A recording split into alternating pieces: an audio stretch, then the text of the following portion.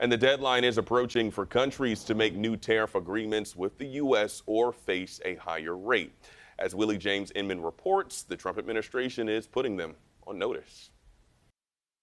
This weekend, President Trump is celebrating the first major piece of legislation for his second term. It's really promises made, promises kept, and we've kept them. This is a triumph of democracy on the birthday of democracy. The Friday signing ceremony was part of a 4th of July event at the White House, complete with a military jet flyover. The new law includes several campaign promises, such as no taxes on tips, an extension of the 2017 Trump tax cuts, and more funding for the military and border security.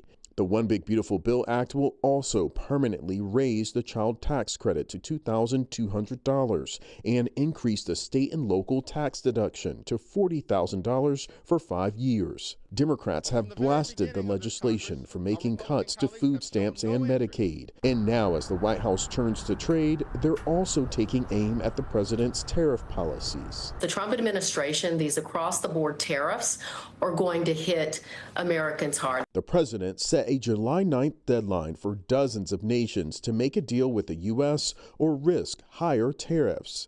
Now the president says multiple nations could receive notice of new tariff rates early next week, which would go into effect in August. I signed some letters, and they'll go out on Monday, probably 12.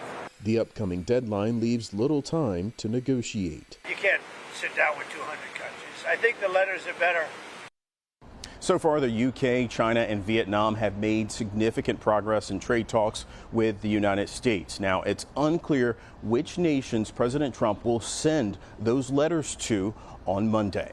Willie James Inman, CBS News, Bridgewater, New Jersey.